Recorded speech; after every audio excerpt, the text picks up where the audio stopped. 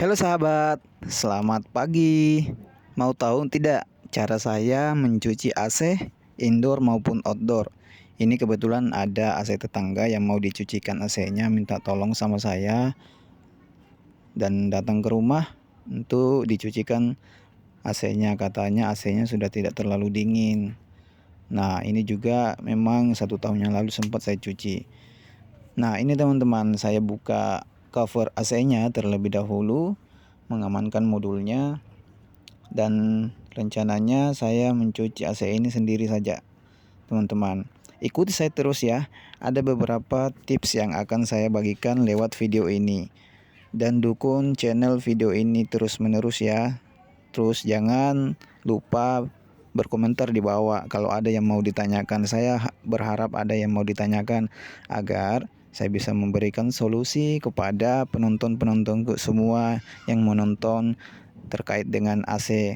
Dan kedepannya saya akan membuat channel YouTube, channel TikTok, Instagram, Facebook yang berkaitan dengan AC untuk membantu teman-teman semua bagaimana cara merawat AC dengan baik, bagaimana cara menggunakan AC dengan baik.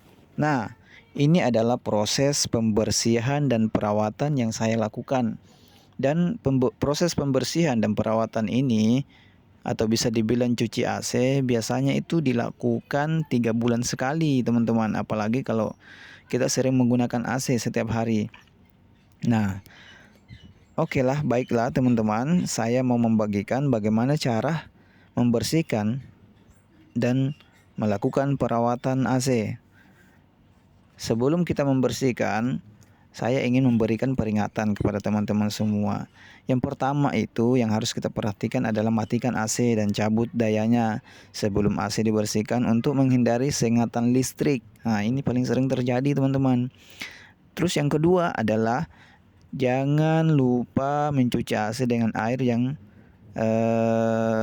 bersih untuk menghindari sengatan listrik. Tentunya hindari jangkauan listrik, sumber listrik lainnya.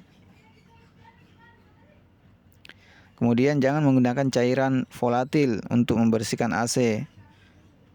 Cairan volatil. Terus teman-teman, selanjutnya membersihkan permukaan unit dalam. Ketika permukaan unit dalam kotor, disarankan untuk menggunakan kain lembut dan kering untuk membersihkannya. Seperti misalnya kanebo, teman-teman. Kanebo itu paling penting dalam proses pencucian AC atau perawatan AC. Kenapa harus kanebo? Kanebo itu kan kainnya kain lembut. Jadi juga berfungsi ketika diperas airnya itu bisa keluar. Beda kalau kain juga keluar, cuman kalau kain kan dia tidak terlalu mendukung dalam proses pencucian. Makanya saran saya untuk dalam hal ini kain atau untuk mengelap bekas percikan air itu sebaiknya menggunakan kanebo. Gitu, teman-teman. Kemudian jangan melepaskan panel ketika membersihkan. Panel itu yang di atas itu. Ya. Kemudian tahap selanjutnya adalah membersihkan permukaan unit dalamnya. Yang pertama, buka panelnya. Panel itu yang cover putih tadi. Tarik panel pada sudut seperti terlihat yang di atas tadi itu. Kiri kanan. Kita tarik itu covernya keluar. Kemudian yang kedua adalah lepaskan saringannya. Nah, ini paling sering. Ini harusnya customer atau kalian semua teman-temanku bisa melakukan ini, lepaskan saringan sendiri.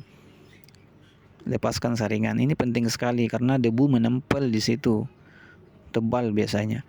Kemudian yang ketiga adalah bersihkan saringannya dengan menggunakan bisa juga menggunakan alat penghisap debu atau bisa juga air biasa, dan lebih bagus kalau teman-teman punya steam semprot air. Kemudian saringan ini sangat kotor jika digunakan terus-menerus. Jadi kalau kotor sekali, gunakan air di bawah 45 derajat untuk membersihkan. Kemudian itu saringannya harus disimpan di tempat yang teduh, jangan disimpan di sinar matahari langsung. Juga paling penting adalah ketika melakukan penyemprotan sama saringan itu jangan terlalu terlalu kencang karena bisa merobek saringan yang ada pada AC. Saringan itu kan juga kayak semacam benang-benang jadi itu kainnya lembek dan mudah robek. Kemudian yang selanjutnya adalah lepaskan saringan, terus pasang saringan. Ya, pasang saringan lalu tutup panel dengan kencang. Kemudian ada lagi peringatan yang bisa saya kasihkan ini teman-teman. Saringan harus dibersihkan setiap bulan. Jadi teman-teman ini bisa membersihkan saringannya sendiri tanpa harus memanggil teknisi AC. Bisa dilakukan setiap bulannya karena banyak sekali debu yang menempel di situ, apalagi ketika kita sering menggunakan AC setiap hari. Itu penting sekali saringan yang harus dibersihkan. Kalaupun belum sempat memanggil teknisi, saringannya saja minimal. Jika terdapat banyak debu di lingkungan sekitar saringan itu, frekuensi pembersihan dapat ditingkatkan seperti penyemprotan. Terus jangan menggunakan pengering rambut karena bisa meleleh untuk mengeringkan saringan. Kemudian peringatan lagi, periksa sebelum dan sesudah musim penggunaan. Periksa Jadi itu cara-cara yang bisa saya bagikan, cara membersihkan AC atau melakukan perawatan AC. Lewat channel ini juga saya mau membagikan beberapa ilmu penting tentang analisa kegagalan fungsi. Ini penting sekali, analisa kegagalan fungsinya AC. Ternyata kalau kejadiannya AC berfungsi tidak normal, yang harus itu diperiksa adalah berarti adanya gangguan cuaca seperti petir, peralatan nirkabel dan lain-lain. Petir itu paling sering. Kalau teman-teman semua ada AC yang gagal fungsi, itu periksa bagian kelistrikannya. Mungkin saja itu mengalami gangguan cuaca seperti petir. Nah, kalau terjadi seperti ini, solusinya putuskan aliran listrik, sambungkan kembali dan nyalakan unit. Itu insya Allah bisa. Biasanya kalau begitu. Kalau misalnya dapat kasus AC itu karena petir, salah satu solusinya adalah putuskan aliran listrik, lalu sambung kembali dan nyalakan unit lagi. Itu bisa diistilahkan dengan merefresh AC. Kemudian kalau dapat AC lagi, ada uap air keluar dari unit luar. Uap air itu kayak gimana ya, saya menjelaskan. Uap air keluar dari unit luar. Mungkin yang perlu diperiksa itu adalah mode pemanas. Mungkin mode pemanas di remote itu dinyalakan. Ini para konsumen atau para pengguna AC biasa salah mengartikan. Dia kira AC-nya rusak, padahal ternyata setelan remote-nya yang berubah. Biasanya itu paling sering itu mode pemanas. Di AC itu ada. Kan ada itu mode pemanas. Itu ketika itu dipencet maka pasti itu tidak akan merasakan dingin di AC-ta. Kalau seperti ini ya solusinya, selama ini uap air kan kayak semacam kristal-kristal begitu ya. Solusinya itu selama proses pencairan es pada mode pemanas akan dapat berbentuk uap air yang merupakan kejadian normal. Kemudian kalau selanjutnya kalau dapat lagi kasus suara air mengalir, kan ada biasa itu terdengar di AC-ta suara air mengalir. Nah, yang harus itu diperiksa adalah Mungkin AC baru dinyalakan atau dimatikan, makanya biasa terdengar suara air yang mengalir. Solusinya suara ini adalah suara freon yang mengalir di dalam unit yang merupakan kejadian normal sekali, tidak usah dipermasalahkan. Kemudian selanjutnya adalah biasanya ada suara retakan. Kalau yang seperti ini harus kita periksa apakah tadi ini AC baru dinyalakan atau dimatikan. Kalau seperti ini, solusinya adalah ini biasanya suara gesekan yang disebabkan oleh perluasan dan atau penyusutan panel atau bagian lainnya karena perubahan suhu. Seperti itu, makanya ini paling sering terjadi kepada teman-teman pengguna AC. Itu setelan remote, persoalan setelan remote itu dikira AC-nya rusak, padahal hanya setelan remote. Jadi sebelum teman-teman semua memanggil teknisi AC, sebaiknya perhatikan remote-nya terlebih dahulu. Apakah sudah dalam setelan remote yang normal, seperti misalnya paling sering itu adalah mode ya. Mode ini kan terdiri dari cool ya kan, cool dan lain sebagainya, ada 4 jenis itu. Kalau bisa teman-teman semua pilih yang mode cool. Mode cool kita pilih. Maaf ya, ini agak dialek Makassar, enggak apa-apa ya. Mode cool kita pilih, jangan lupa itu setelan remote. Biasanya persoalan setelan remote kita tidak kuat berpikir, langsung memanggil teknisi. Dan kebetulan juga teknisi yang dia panggil itu adalah teknisi yang mohon maaf oknum ya. Biasanya ini mengakali teman-teman semua bahwa AC-nya rusak, padahal tidak. Padahal hanya sekedar setelan remote saja.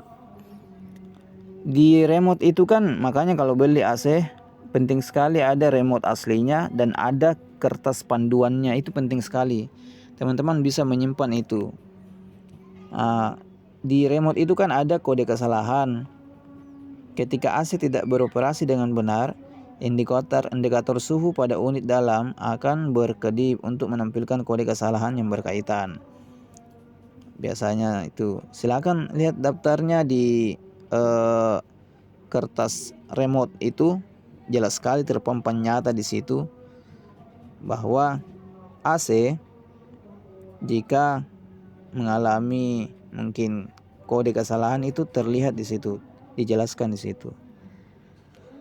Adapun kode kesalahan yang bisa saya bagikan kepada teman-teman semua, yang paling sering itu adalah kode U8, H3 dan H6. Ini 3 kode. Ternyata semuanya bisa diatasi.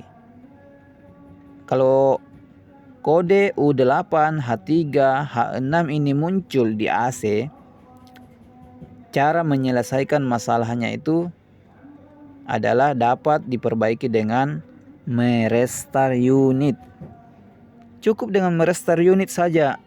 Jadi saya sebutkan kembali, U8, kode U8, H3, H6, cukup melakukan atau merestart unit. Jika tidak berpengaruh, silakan hubungi teknisi AC untuk melakukan perbaikan. Itu teman-teman. Kemudian yang selanjutnya adalah berbicara tentang kode lagi. Kode kesalahan selanjutnya adalah biasa muncul C5, FO, F1, F2 sampai F4. Kode ini ternyata adalah kode kesalahan. Kalau ada muncul seperti ini, lebih baik ibu bapak semua panggil teknisi AC. Dan tentunya harus ditanyakan apa permasalahannya. Begitu.